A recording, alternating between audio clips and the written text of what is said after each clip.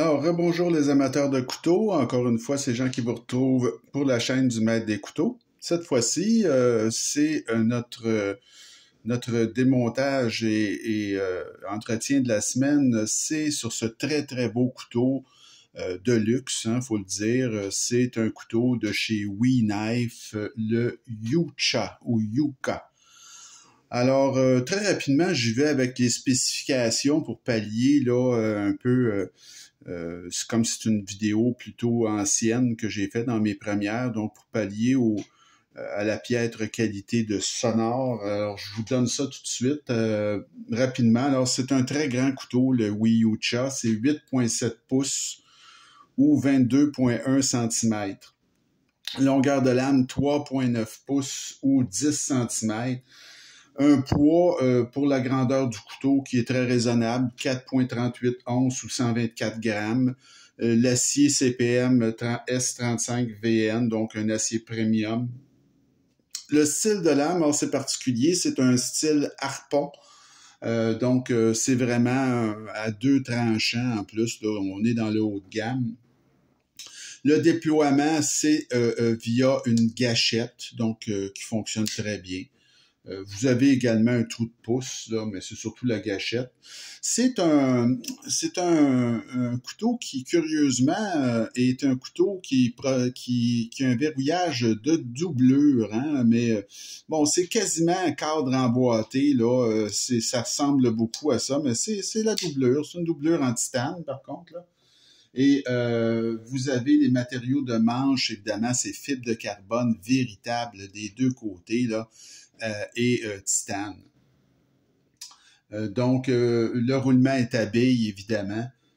Au niveau de l'épaisseur de lame, c'est très costaud, c'est 0,16 pouces ou 4 mm.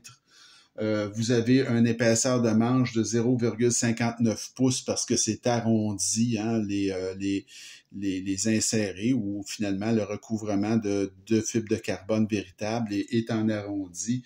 Donc 0,59 pouces ou 15 mm. Et une fois fermé, ce couteau-là fait 1,33 pouces ou 33,9 mm. Il y a un clip en titane qui est réversible. Alors, c'est un très beau clip. Donc, on va procéder tout de suite avec le désassemblage. Donc, chez WE, c'est un peu la même recette que chez CVV, finalement, avec un pivot qui barre avec une encoche, là. Donc, on n'a pas le choix de défaire ça de ce côté-ci. Alors, ça va très bien avec du T8, là. Par contre, vous remarquerez que c'est vraiment un nombre minimal de vis. Alors, il y en a seulement juste 2. Et non, je pensais que c'était du T6, mais non, c'est du T8. Donc, c'est excellent. Alors, on défait ça tout simplement et vous allez voir que ça va se démantibuler assez rapidement, là. Donc, on enlève la clip et voilà. Et le tour est joué. Donc, vous avez ici le très beau... c'est pas un inséré, vraiment. C'est vraiment un recouvrement, là. Écoutez, c'est de toute beauté. C'est en arrondi. C'est en fibre de carbone véritable et non pas du plaqué, là. C'est vraiment très, très beau. Donc, le couteau ici se défait très, très bien, là. Je vais prendre un petit outil, mais ça va très bien pour défaire ça. C'est pas compliqué, là. Donc...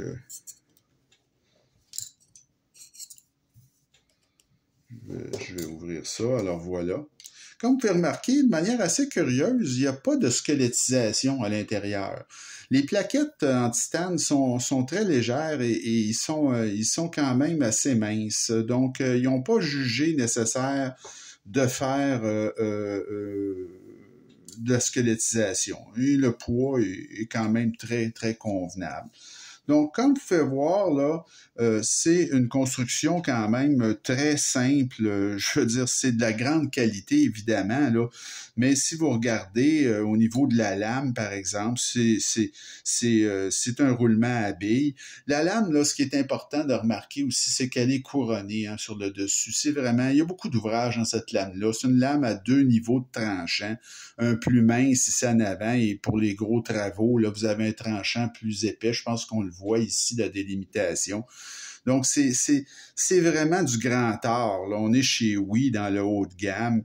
L'espaceur arrière, évidemment, est en titane. Bon, alors, mais c'est une construction, quand vous regardez ça, c'est une grande simplicité. Et pourtant, ça fonctionne à merveille. Là. C'est très bien.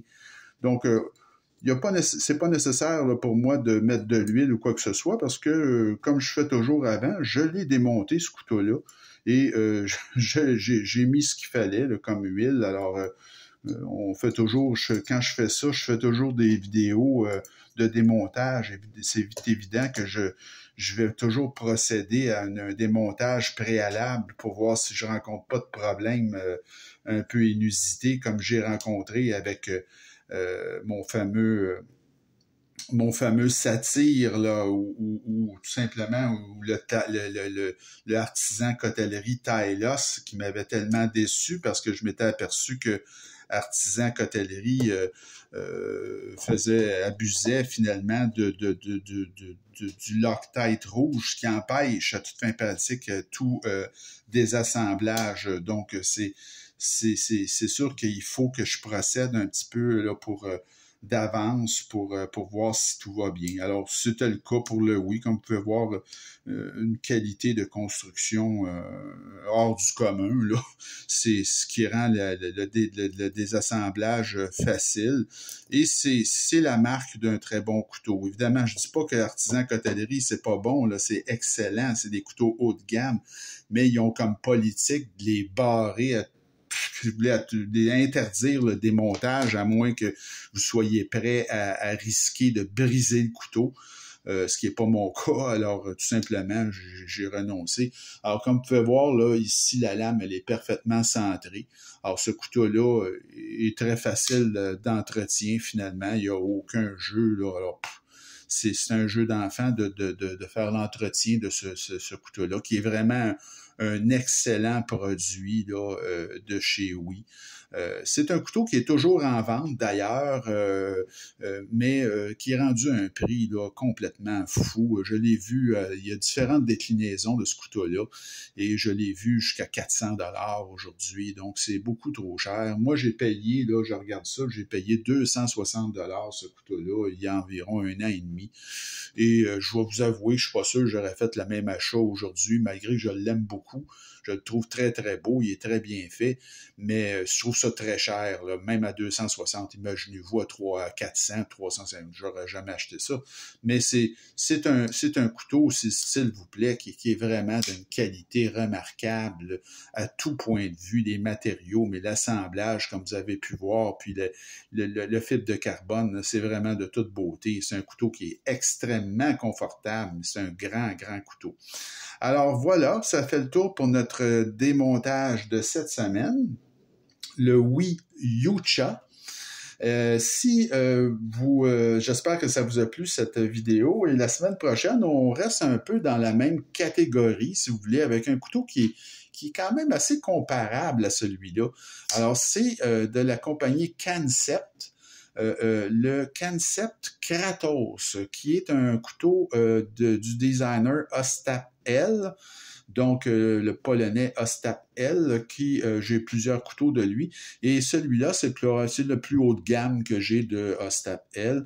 Et c'est un couteau aussi qui propose une géométrie de lame variable. Comme vous pouvez voir, vous avez 2 tranchants, lui aussi. Là, c'est assez particulier. Et ça aussi, c'est un couteau qui coûte quand même assez cher et qui propose du fibre de carbone véritable. Mais lui, c'est vraiment un inséré là, de fibre de carbone qui est des deux côtés. Et vous l'avez en différentes variations. Celui-là aussi, vous avez des variations plus dispendieuses que celle-là, malgré que celle-là est quand même assez chère. Donc, c'est ce qu'on va voir dans la prochaine vidéo, le Kansept Kratos. Et il me reste à vous souhaiter une bonne fin de journée. Si ça vous intéresse, évidemment, toujours de vous abonner à ma chaîne et de m'écrire. Et on se retrouve très bientôt. Alors, salut!